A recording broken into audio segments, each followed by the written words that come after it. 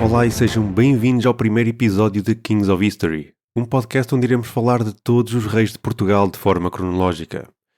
Hoje, como primeiro episódio, iremos dar contexto como introdução para dar a perceber o que era Portugal, ou na verdade o que é que não era, antes do nascimento de Dom Afonso Henriques e todos os acontecimentos que levaram a este momento, incluindo o conflito entre cristãos e muçulmanos e algumas das mais importantes personalidades que, de certa forma, possibilitaram a formação de um novo reino cristão na Península Ibérica, que seria Portugal. Mas antes de começarmos, gostaria de lembrar a todos que poderão ouvir este e os próximos episódios através do nosso website, kingsofhistory.buzzsprout.com, e nas plataformas de podcast habituais. Passem também nas nossas redes sociais para estarem sempre a par de quando lançamos novos episódios. Sigam-nos e deem um like. Vamos então continuar a nossa viagem. Quero pedir-vos uma coisa. Quero que imaginem que Portugal não existe, Espanha não existe, que os portugueses não existem e que a língua portuguesa também não. E iremos recuar um pouco. Vamos recuar até à queda do reino visigótico. Eu sei que parece muito, mas não é. Isto porque, após vários conflitos internos, o reino visigótico entra em declínio total. E a partir daí os muçulmanos invadem o sul da península no ano de 711. Após a destruição do reino e várias outras transformações a que vos vamos poupar por enquanto, surge no extremo norte da península o reino das Astúrias e, com o tempo, dá-se, a norte da Península Ibérica, uma série rápida de transformações, quer políticas, quer territoriais, que, ao longo de poucos anos e por várias razões, culminam numa repartição do norte cristão da península em 4 territórios. O Reino de Leão, que nele continha Galiza, o Condado Portucalense e o Condado de Castela, o Reino de Pamplona, o Condado de Aragão e ainda os Condados Catalães, um dos quais era Barcelona. Isto é a Reconquista. Como devem calcular, na altura era difícil definir fronteiras porque, na Península Ibérica, à exceção de alguns rios e cordilheiras, não existia grandes marcos topográficos que nos permitiam dizer o que é de quem e o que é que não é. E mesmo por causa disso, podemos dizer que o poder e o prestígio de um rei na altura concentrava-se não no seu território em si, mas sim no povo nele contido e, por não haver grandes fronteiras definidas, estes territórios eram uma espécie de manta de retalhos de diferentes grupos sociais. O poder estava também dividido, sendo o governo um misto de regime senhorial e feudal. Uma nota. O ano 1000 é uma expressão cunhada pela escola historiográfica francesa para se referir às mudanças profundas e duradouras que ocorreram durante as décadas antes e depois da viragem do milénio na cristandade, que na altura era sinónimo da Europa. E antes de avançarmos até às vésperas deste ano 1000, é imperativo referirmos a conquista, ou pressúria, um termo mais usado e correto nas historiografias portuguesa e espanhola, do Porto e Coimbra, respectivamente nos anos 868 e 878. No primeiro caso, o herói chamava-se Vímara Peras, um nobre galego que foi feito conde do Porto, que de grosso modo era o território do atual Portugal a norte do Rio Douro. Ele foi o fundador de uma dinastia condal que governou até ao ano de 1071, mas falaremos disto depois. A cidade de Guimarães, Vimaranas em latim, foi também fundada e batizada em sua honra. Este período de tempo após a conquista, ou melhor dizendo, Pressúria, de 868, marca o nascimento de Portugal enquanto entidade política distinta, embora ainda não fosse independente nem autónomo. Dependendo da bibliografia que possam consultar ou da nacionalidade dos historiadores, esta entidade política pode ser designada por Condado do Porto ou Primeiro Condado Portucalense, ao passo que o condado recebido por Dom Henrique em 1096 pode ser chamado de Segundo Condado Portugalense ou Condado de Portugal, uma vez que já consiste na união dos antigos condados do Porto e de Coimbra, que existiam antes. Coimbra era um condado que se estendia da margem sul do Douro ao Maciço Central e ao Vale de Mondego, e o conjunto destes dois condados foi uma adição ao Reino das Astúrias, que em breve se tornaria o Reino de Leão, à época da governação pelo grande rei Afonso III. Ao mesmo tempo que estas coisas se desenrolavam no norte, o Al-Ándalus também passava por transformações profundas. O poder dos muçulmanos na Península Ibérica, também chamado de mouros, flutuava bastante.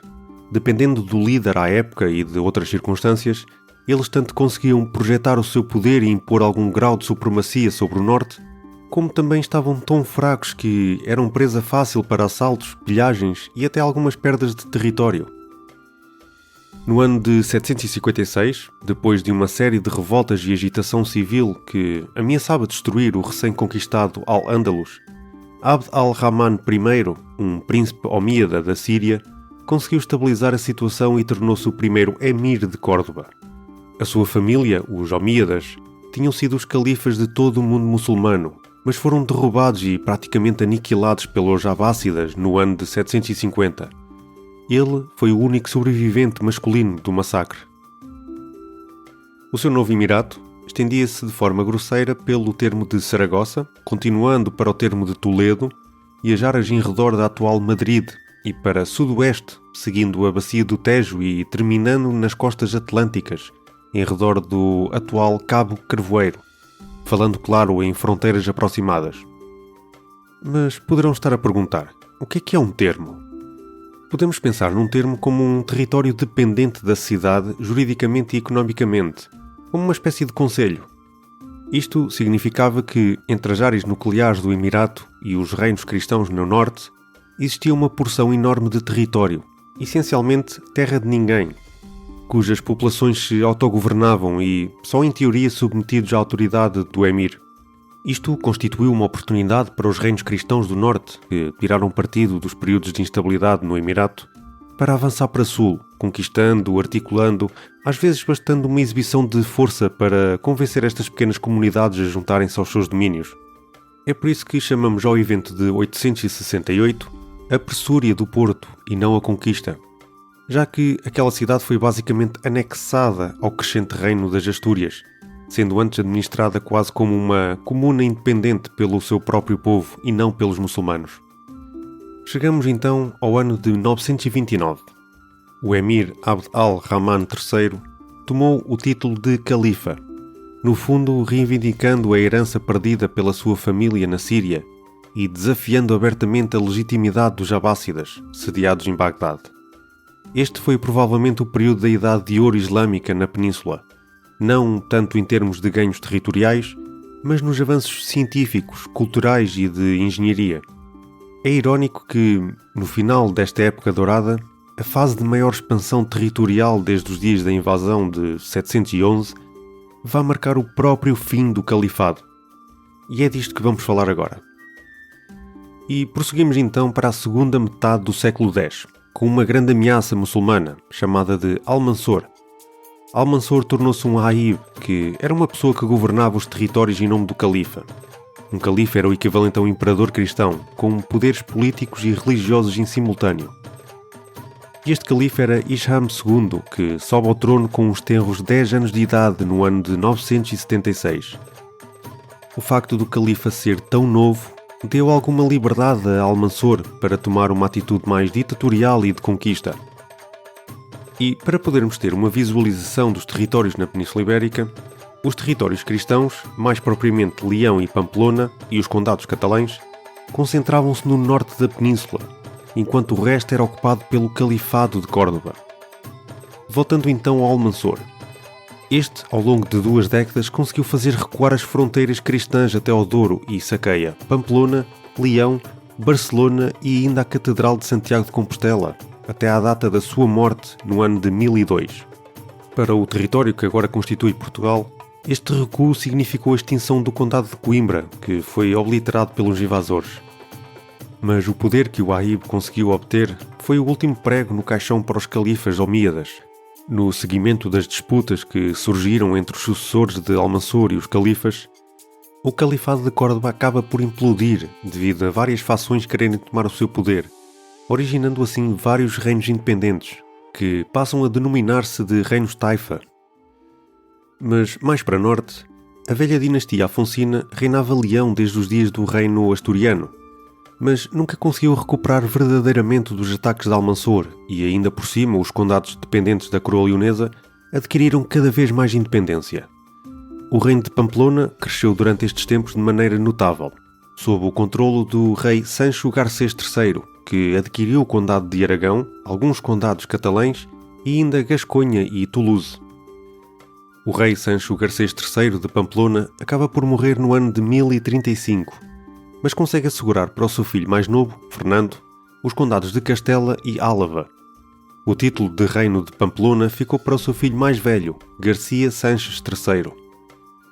Fernando, na altura com 21 anos, auto-intitula-se Rei de Castela no ano de 1037 e parte para o confronto com Bermudo III de Leão, em Tamarón, a 1 de setembro desse mesmo ano, onde Bermudo III de Leão, com apenas 20 anos de idade, morre em batalha.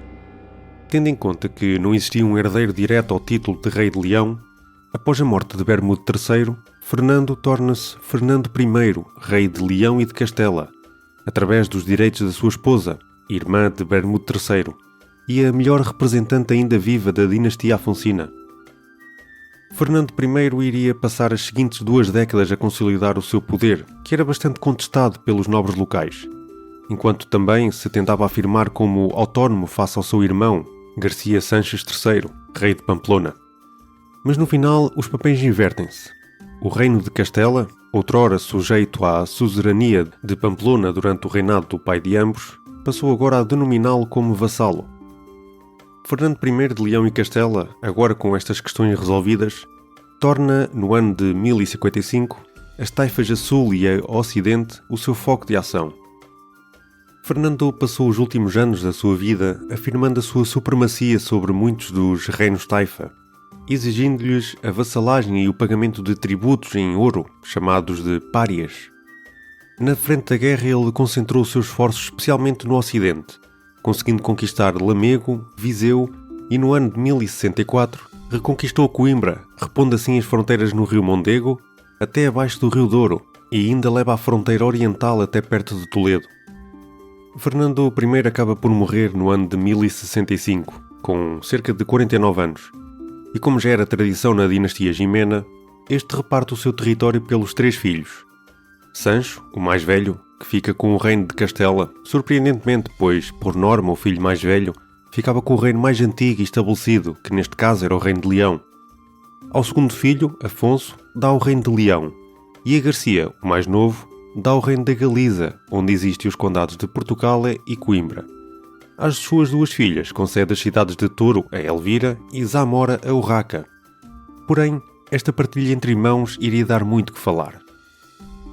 6 anos mais tarde, em 1071, a nobreza condal de Portugal forma uma coligação para enfrentar agora o Garcia II da Galiza. Mas Garcia II sai vencedor da Batalha de Pedroso e elimina todos os velhos condes descendentes de Vímara Pérez, conquistador do Porto e fundador de Guimarães. Garcia II aproveitou este facto e juntou aos seus títulos o de Rei de Portugal, o que faz dele na prática o primeiro homem a reclamar o título de Rei de Portugal, embora na prática as coisas sejam bastante mais complicadas do que isso. A instabilidade nos seus domínios alertou os irmãos para a sua posição delicada e estes uniram esforços para destronar o irmão e depois repartir o território por ambos. Isto acaba por acontecer nesse mesmo ano, fazendo com que a maior parte do território cristão na Península Ibérica estivesse sob o controle dos 2 irmãos, Sancho II de Castela e Afonso VI de Leão. Porém, no ano de 1072, estes irmãos desentendem-se, e Sancho II de Castela ataca o seu irmão Afonso VI de Leão e vence-o na Batalha de Golpegera, forçando-o a ceder todos os seus territórios e força-o também a procurar refúgio na taifa de Toledo, ficando assim Sancho II com quase todo o património do seu pai, faltando apenas as cidades de Toro e Zamora que estava sob o controle das suas 2 irmãs. Elvira não foi grande problema para Sancho II, mas a sua outra irmã já não foi assim tão fácil. Urraca oferece bastante resistência às investidas do irmão, e, durante o cerco à cidade de Zamora, Sancho II acaba por morrer. Mas como este morre é ainda um pouco mistério. Existem histórias, mitos e folclore à volta deste acontecimento. Há quem diga que Sancho II foi assassinado por um nobre leonês a mando do seu irmão, Afonso VI, que ainda estava exilado. A literatura medieval Cantar de Mio Cid refere que, devido a esta suspeita, o famoso e muitíssimo prestigiado cavaleiro El Cid, de nome Rodrigo Dias de Vivar, fez Afonso VI jurar em pleno altar da igreja de Santa Gédia de Burgos que ele nada teve a ver com a morte do irmão, num relato que ficou conhecido como o Juramento de Santa Gédia. Isto é muito provavelmente uma lenda, que acabou por passar para a cultura popular através do videojogo Age of Empires 2, na campanha de El Cid. Porém, o facto é que Elcide acabaria por ser exilado passado uns anos. Voltando então à morte de Sancho II. Este não teve grande tempo para deixar descendentes. Então, Afonso VI sai do exílio para reclamar todos os reinos que eram do seu pai, Fernando I.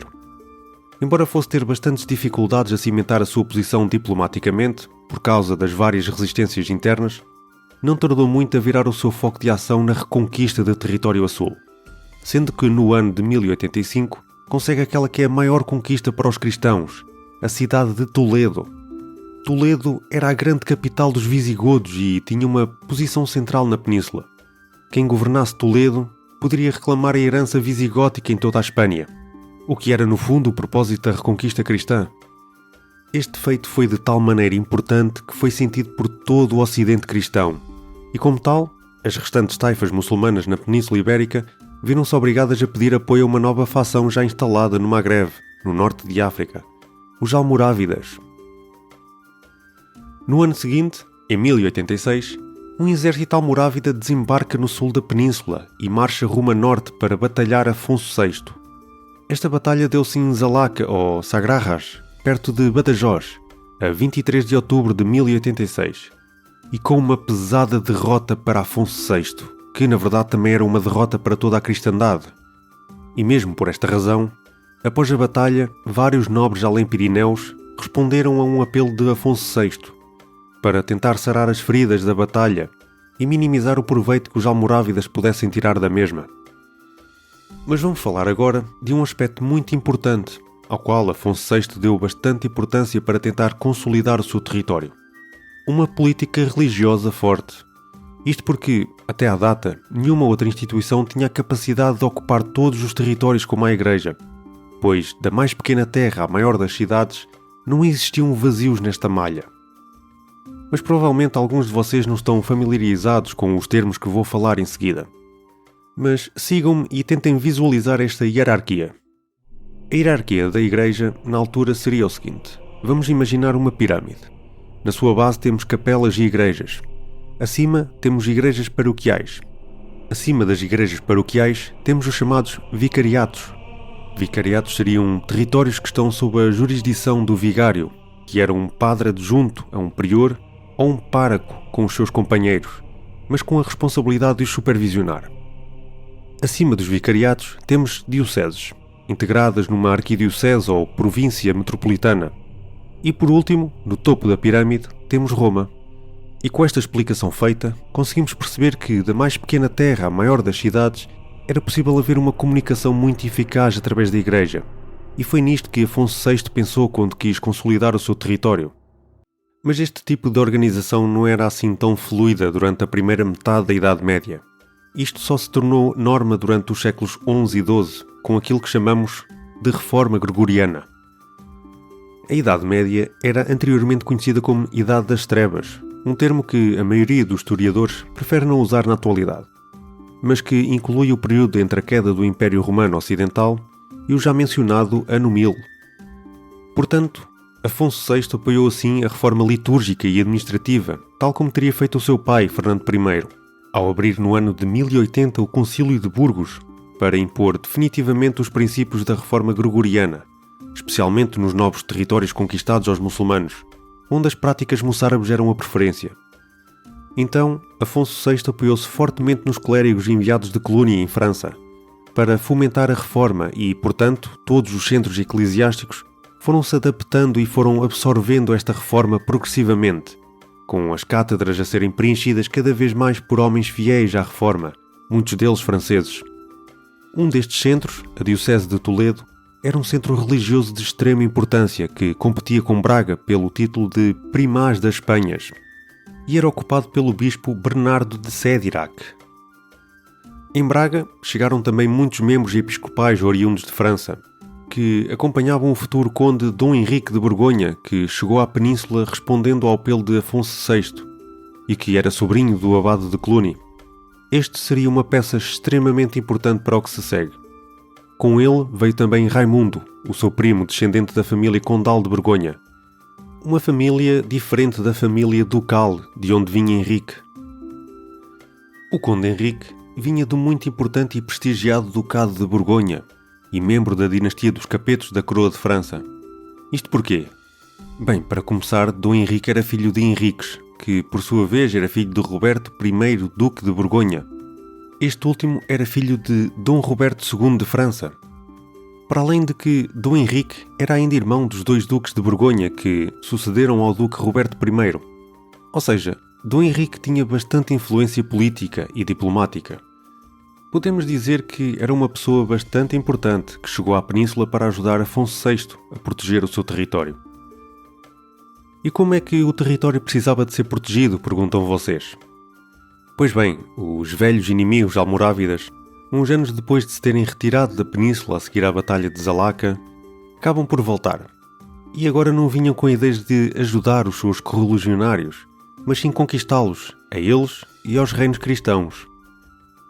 Por isso, alguns reinos taifa que antes tinham pedido ajuda aos almorávidas para lidarem com Afonso VI, agora viram-se para o rei cristão como a sua única esperança. O rei de Badajoz, por exemplo, submeteu-se a Afonso VI e ofereceu-lhe Lisboa, Sintra e Santarém. Basicamente, toda a margem entre os atuais distritos de Lisboa e Santarém. Este território haveria de ser integrado no território de Galiza, onde se incluíam também Portugal e Coimbra, e haveria de ser entregue a Raimundo a quando do seu casamento com Urraca, a filha legítima de Afonso VI. Voltando ao recém-chegado Henrique de Borgonha, Afonso VI, reconhecendo o seu valor, os seus serviços e a sua linhagem, propôs-lhe o casamento com a sua filha Teresa, fruto de uma união ilegítima. Mas isto não queria dizer, pelo menos pelos estándares da altura e na Península Ibérica, que esta tivesse menos direito ou fosse posta em segundo plano mais facilmente. Para todos os efeitos, podia ser considerada uma herdeira de Afonso VI. Sim, à época, as questões de heranças e legitimidade não estavam totalmente solidificadas e ainda levou algum tempo a que isto acontecesse. Durante muito tempo discutiu-se o porquê de Raimundo, que veio com Henrique, ter ficado com Urraca e Henrique com Teresa, e se isto refletia na importância maior do primeiro face ao segundo.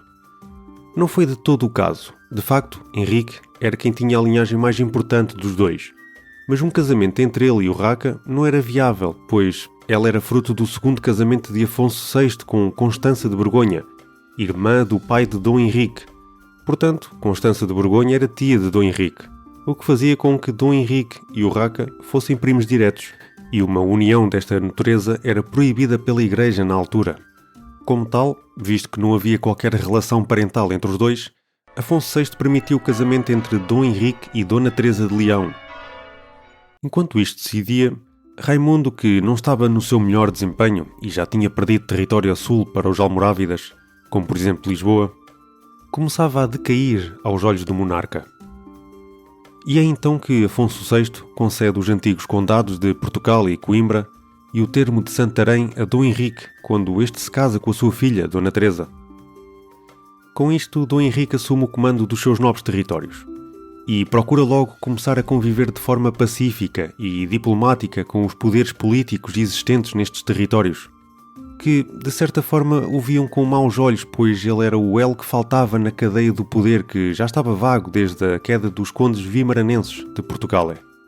Estes novos poderes locais, chamados de infanções, viriam a constituir a primeira aristocracia portuguesa e tinham o seu poder concentrado nos territórios de Entre o Douro e Minho e nas margens do Rio Douro.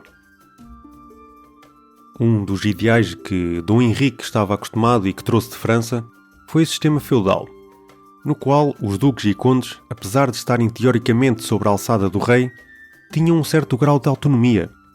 E Dom Henrique começou a tentar entranhar este sistema nos seus territórios. Isto porquê? Bem, este sistema era o ideal para poder ganhar alguma autonomia ao seu sogro, Afonso VI, que neste momento já tinha adotado o título de Imperador das Espanhas, embora não fosse um título oficial. Neste momento, também, Afonso VI não tinha herdeiro homem para o trono, o que fazia com que a sua filha Urraca fosse herdeira dos seus títulos. Isto agradava Raimundo da Galiza, pois, por eventual morte de Afonso VI, este ficaria como rei consorte, visto que era casado com a herdeira, Urraca. Mas estes planos foram por água abaixo assim que Dom Afonso VI teve um filho com uma moura, chamado Sancho, que era agora o filho herdeiro do reino de Leão e Castela, tirando assim Urraca da herança. E, embora Raimundo tivesse sido obrigado a ceder os territórios a sul para o seu primo, Dom Henrique, estes conseguiram manter uma aliança saudável e relativamente estável. Isto beneficiou Dom Henrique na medida em que lhe foi prometido, após a morte de Afonso VI, e caso este apoiasse as pretensões de Raimundo contra o pequeno Sancho, o senhorio de Toledo, algo que, por ser tão conceituado e na fronteira com o Império Almorávida, lhe traria grande prestígio. Mas Raimundo acaba por morrer no ano de 1107, e a partir deste momento segue-se uma inesperada cadeia de acontecimentos.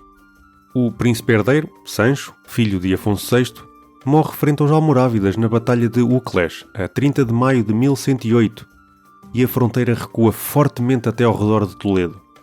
Para termos uma noção, o território perdido foi entre o que hoje é Sintra, até mais ou menos perto da Figueira da Foz, isto no litoral, porque a este também recuaram as fronteiras.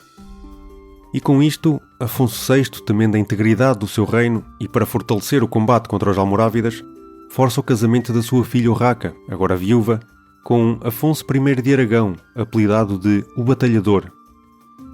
Afonso I de Aragão reinava Aragão e Pamplona, dois reinados que faziam fronteira a nordeste do reinado de Castela e Leão. Por esta altura tinha já adquirido uma fama enorme na cristandade e o seu reino, apesar de pequeno, mostrava promessas de poder expandir.